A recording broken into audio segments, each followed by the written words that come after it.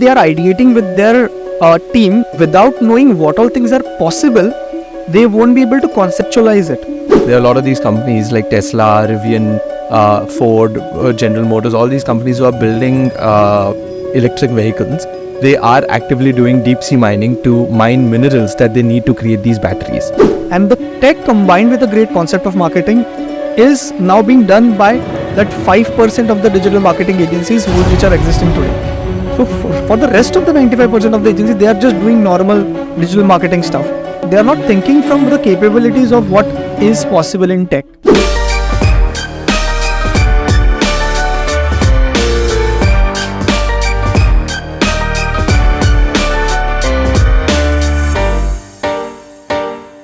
Alright, welcome to today's episode of Human AI Podcast, and in this episode we are going to discuss the interesting topic about how can we meet the tech and creativity, especially for the agencies and marketing domain.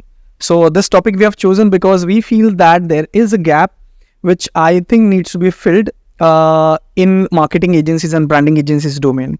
And with this, I want to take our Himanshu's approach on this. What do you think about this, Himanshu? Absolutely. I think this would be a very interesting topic, and reason being, I think there's a very pressing need for these marketing agencies to start embracing technology. And when we say technology, it's not just limited to building, say, a landing page for a campaign or something like that, but taking a step ahead and actually getting into the conceptual web space or the space of AR and VR to create very interesting campaigns. And I feel throughout this podcast, we'll definitely discuss a few existing examples, maybe a few new ideas as well, to explore what can be happening in this new horizon. So I think this should be a very interesting chat. Yeah. So I think the need for this topic is for the reason that generally when we have seen all the marketing agencies, these marketing agencies are very creative, of course, because they are marketing agencies, but they do lack a lot of tech expertise, because of which again they are hampered with the tunnel vision that we talked about in the last podcast. And what happens is, when they don't know about what is achievable using tech, they are not able to utilize that power into their marketing campaigns or marketing pitches. That again brings them down onto the category of the 95%, while the 5% of the marketing agencies who knows tech are now gaining that cream layer by pitching to their clients, to the brands, the concepts which are much more tech enabled.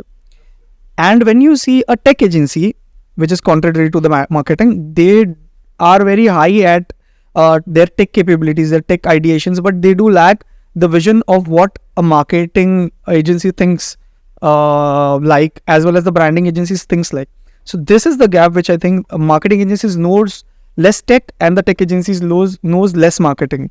So this is the gap that we are talking about. So this podcast, we want to address this issue. We want to give some basic ideas to the marketing agencies on what all things are possible in tech, so that the marketing agencies then can utilize these concepts and combine them with their creativity, their pitches, and then can pitch to the brand. This podcast aims at giving the marketing agencies that edge to become the top 5%.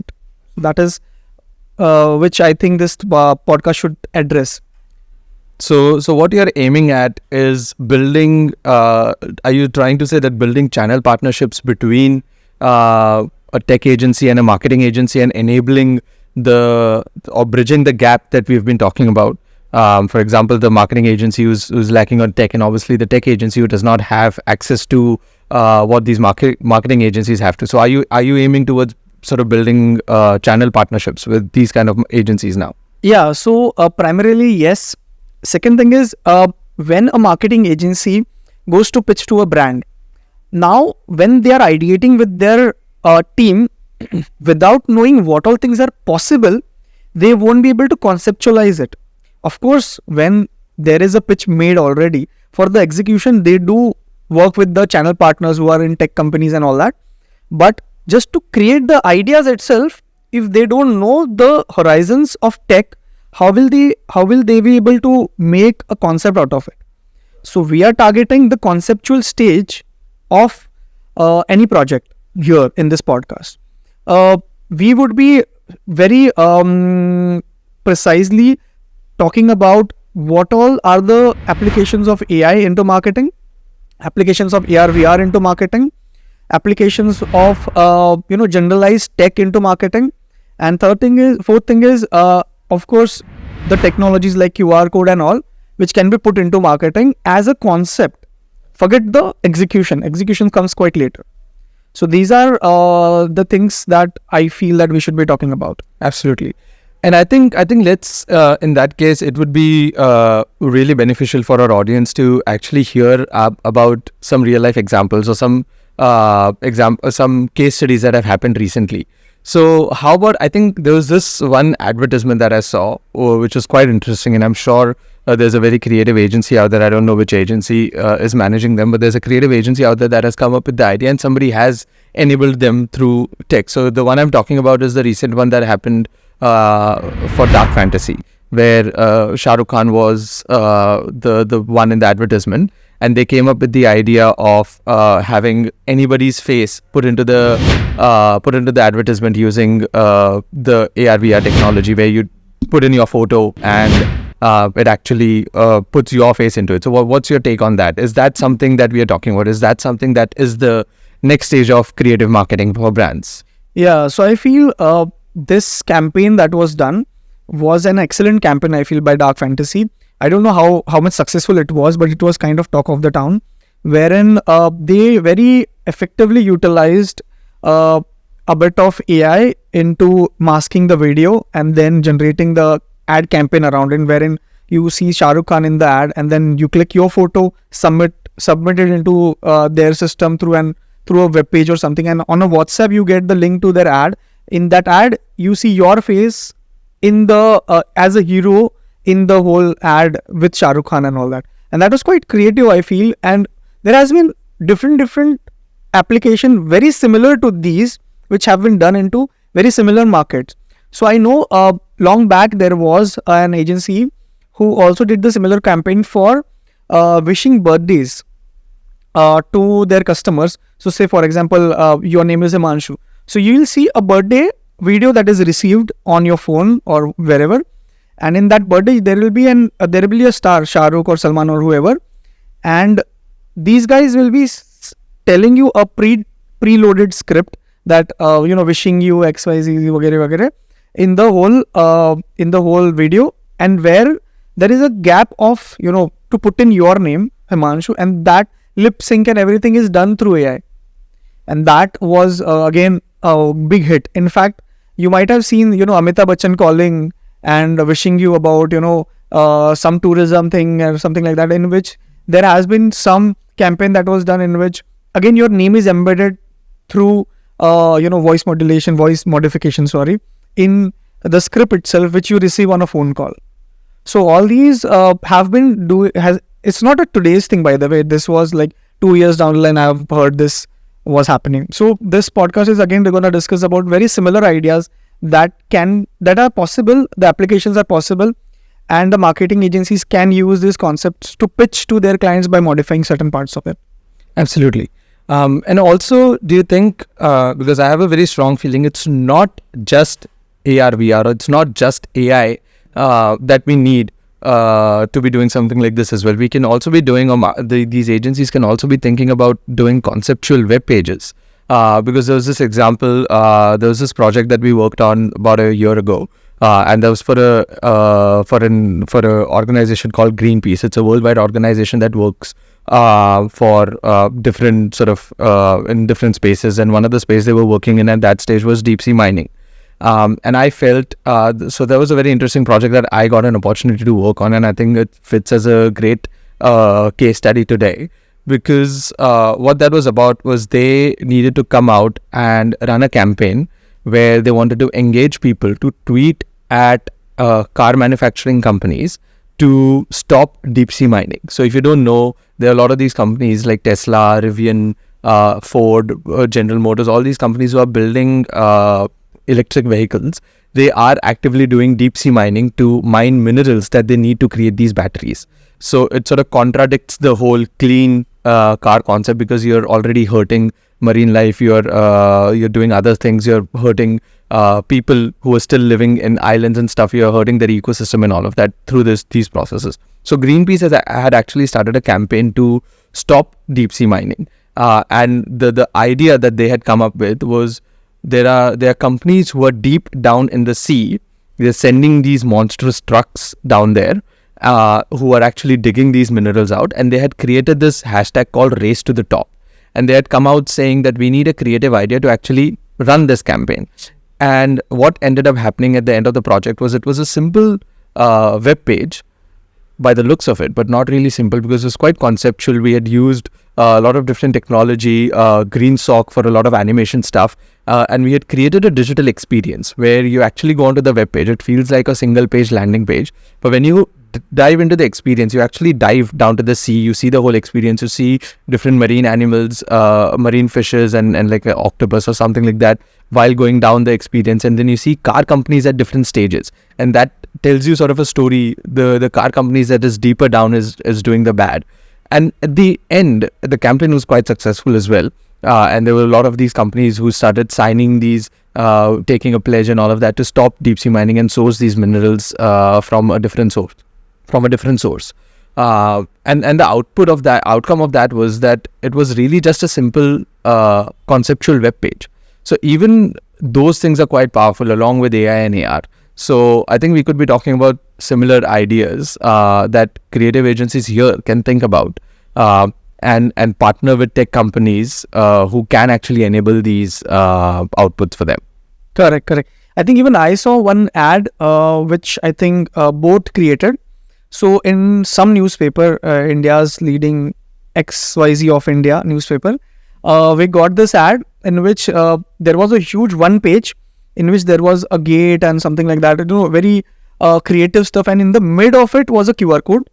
And when you put your phone on top of the QR code automatically detects that it's a Instagram filter link. When you click on it, Instagram automatically opens up. It automatically takes you to the filters section of Instagram. It also, the filter gets activated. It sees the whole Instagram poster, and that poster, once it captures, it animates the whole posters. So the whole things are, wheels are spinning. There is an elephant who is like roaring, something like that was going on. I don't remember that quite clearly, but this was a concept that both did, I think, an year and a half ago in the marketing campaigns, and this got quite a lot of talks going on around. And again, I think Flipkart also did very similar campaign in which Flipkart has this big billion sale going on and all that. Similar concepts wherein they have used tech with a great concept of marketing, and the tech combined with a great concept of marketing is now being done by that 5% of the digital marketing agencies which are existing today. So for the rest of the 95% of the agencies, they are just doing normal digital marketing stuff. Now they are not thinking from the capabilities of what is possible in tech. So I again want to take the conversation towards what all things are possible in terms of creating a great digital experience, so that we can equip the marketing agencies, digital marketing agencies and branding agencies, what all things that they can do in specific domains. Say for example, pharma domain, or maybe food and beverages, or maybe finance or investment banking. Let's talk about maybe one of this domain. Let's pick one domain and discuss a possible idea that can be a food for thought for these marketing agencies, which enables them to think creatively.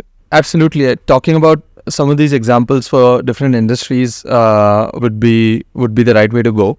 And one statement I'd like to make before that is, the whole concept of marketing is not just being able to get the exposure out there and sell your products, but also create an experience for the users, right? And the newer generation and the people who are already used to things like Netflix and Spotify today are looking for that experience everywhere they go, or everything they use, or every app they use. Everybody has started caring about experience, and probably just subconsciously, because they're used to it now. They don't even know that they're being served such a great experience. That's why their lives are becoming easier. Like when I talk about Netflix or Spotify, people who are Spotify users are probably not going to use anything else now. Reason being, the recommendations that Spotify gives and the music experience that it gives you is on another level. Similarly with Netflix, once you start using Netflix and your account is set and your preferences are set and you have used it for quite a bit, the recommendations that keep coming out are always to your taste and you do want to watch it. It makes your life easier. So consciously or subconsciously, Netflix has been serving that experience to you guys. And these marketing agencies now need to be serving this experience for the brands they are representing.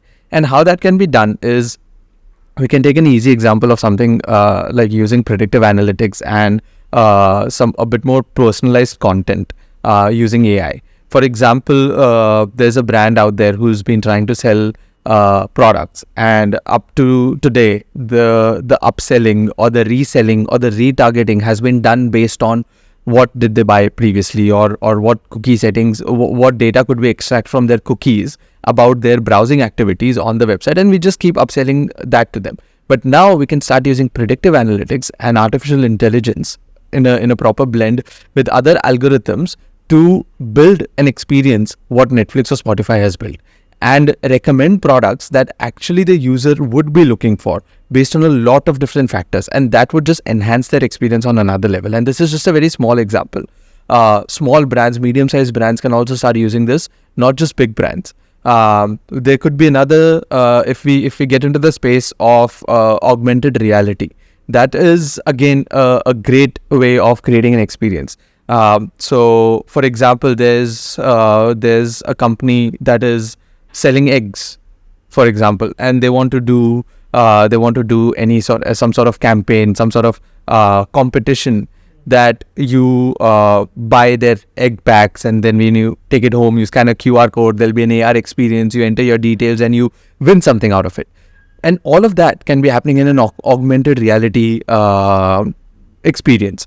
And these things have become more and more easier, because the way you were talking about Instagram filters, and that the framework that Instagram has started providing, we can start building things like that using that framework. There's another framework called Eighth Wall, which is I think it's a US based company that is doing that has created an augmented reality framework, and a lot of big companies are using it already. Oreo has used it, Munch has used it, Pizza Hut has used it to create different creative marketing campaigns.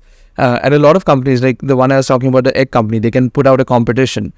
Somebody buys the egg pack, scans the QR code, and then the augmented reality experience is launched. They ask you to open the egg pack. The eggs inside the egg pack actually get animated and shows you an experience of did you win the lucky draw or not. And it's just, again, at the end of the day, it's all about the experience that we can actually give out to the users, because that is what the newer generation is looking for.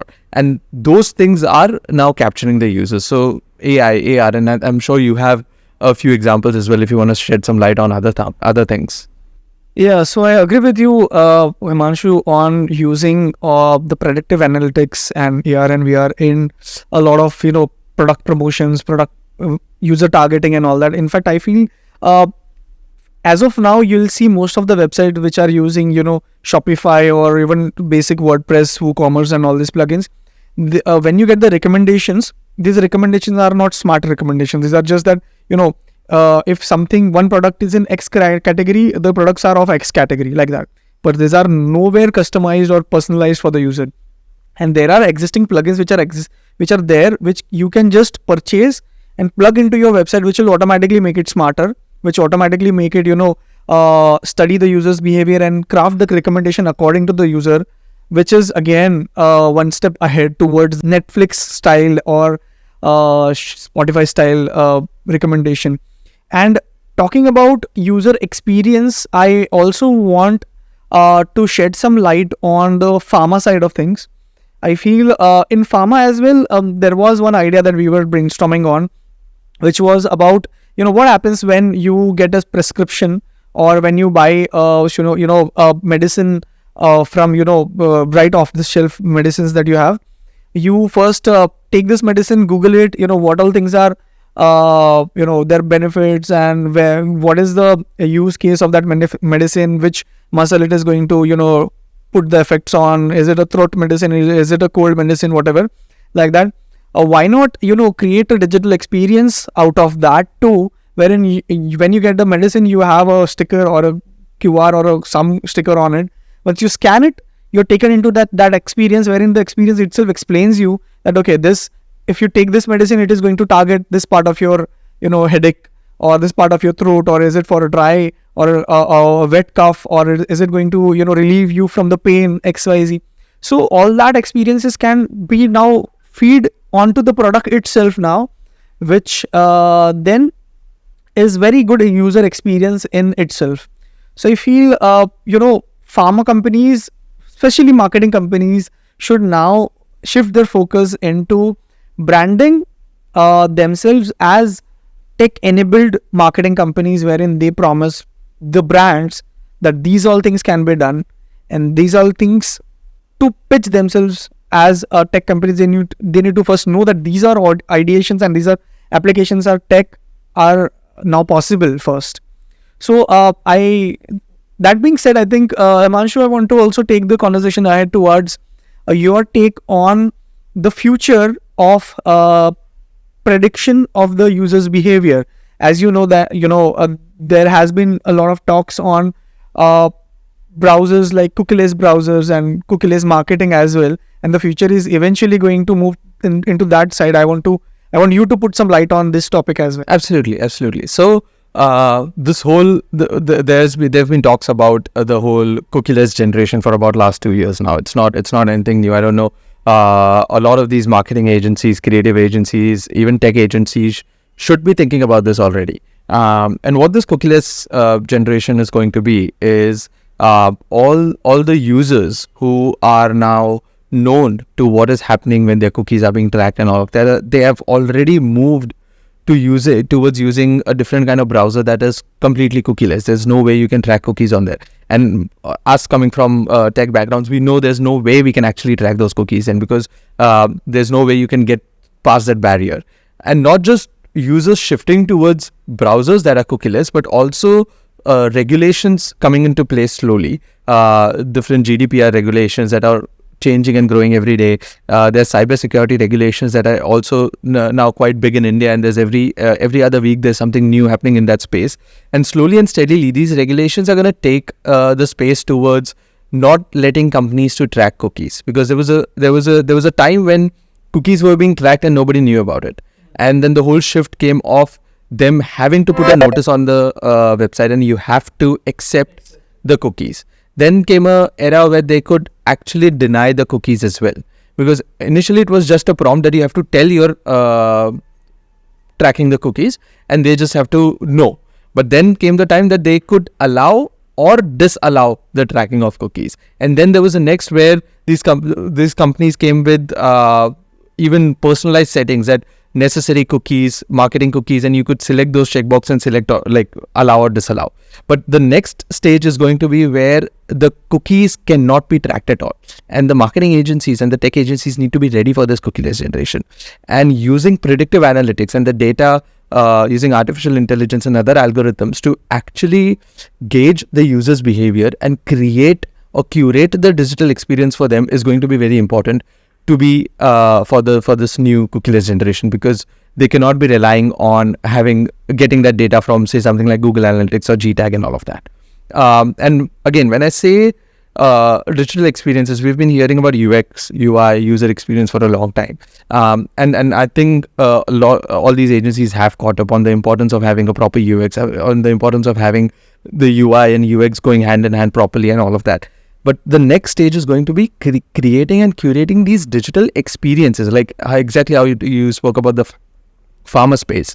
And again, the Netflix and Spotify example again revolves around this digital experience. Another very simple example could be even like an insurance company, not just giving you information on their website, but actually creating an experience where they are asking you maybe questions, and in a very organic manner, asking you, okay, you own a house, how many cars do you own, how many people are there in the family, who are the earning members, who are not the earning members, whose age is what are their habits, and based on this, there and then giving them recommendations, like we can say digital advice online, just creating these experiences so people are more comfortable in their space and answering these questions and getting, say, a bundle pack at the end. Okay, cool. You can pay this premium and you get this, and this for that, which is your house insurance, your car insurance, your personal insurance, your medical insurance, all of that. And this is again an experience that the newer generation is looking for, because all the corporates today, all the people who are doing the 9 to 5 don't really have the time to go or wait for an insurance agent to come to your house, explain you different things, you think about it. Everybody wants everything online. So these experiences that were previously, the older generation wanted somebody to come to the house, give you the personal experience. The newer generation is not really looking for that. They want everything to be happening online in a really good manner. So these and every company is relying on their marketing companies to be able to come up with ideas, come up with initiatives, come up with concepts that can help their brand stand out from their competition and take it to the next level.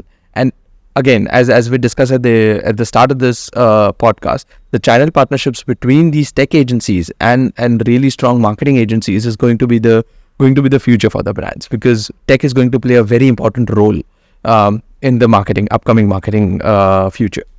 Correct. Rightly said, Himanshu. I also want to discuss about the applications and possibilities of customized QR codes. We have been seeing a lot of usage of QR codes. Whenever you see QR code, you pick up the phone from your pocket, just scan it.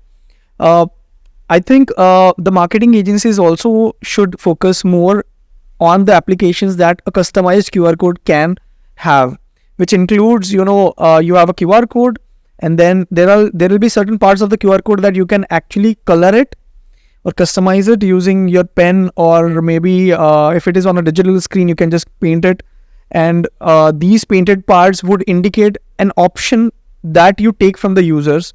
Say for example, how many children do you have, and there is a QR code on which you are just painting 10, 5, 2, whatever, and then age group, maybe you just paint it on the QR code itself, and once you scan it, it takes you to an experience where all the data is already fed, and the website that you see is already customized for you. So all these experiences, I think, are possible, just that the marketing agencies are not aware that these things are possible. Once these guys know that, these things are possible, then their creativity would be again limitless. Now that I'm using the word limitless too many times.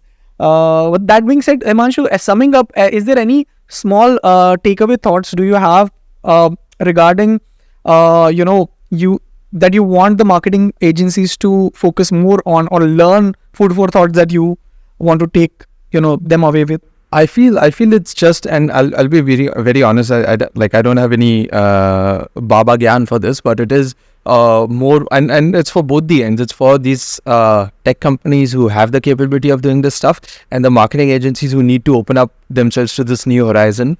It is all going to come back to the channel partnerships, as we spoke, and the marketing agencies need to start actively upping their game and seeking for such partnerships with tech companies, and build those relationships where they can, as we discussed at the beginning, where at the concept stage itself they have the upper edge to their competition, because now they are coming up with ideas and concepts that nobody else is.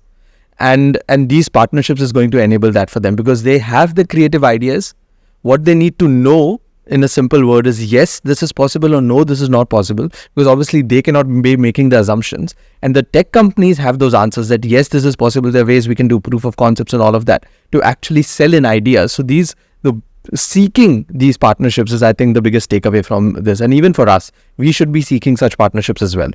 Yeah, so basically, in a nutshell, if a marketing agency is looking to be tech enabled, the first step is, of course, figure out really cutting edge tech agencies around you, and have a JV or joint venture or a channel partnership with them. And the next stage is going to be in your concept stage itself. You involve them into the ideation that you're having about a brand, and then figure out what all tech can be plugged into the whole ideation part itself, so as to make sure that the idea is quite feasible, it's validated, and what pitch that you're going to do is kind of quite innovative that your competitors are not doing. And such kind of agencies would help you, I think, to build this tech. And if you are looking for contacting us about it, you can reach us out at ritesh@thumbstack.co.nz and Himanshu at thumbstack.nz for this. That being said, I think is a good talk for the session 1 of building tech with marketing. That is me, Ritesh Kedar, and Me, Himanshu Kaushik. we are at the Human AI Podcast.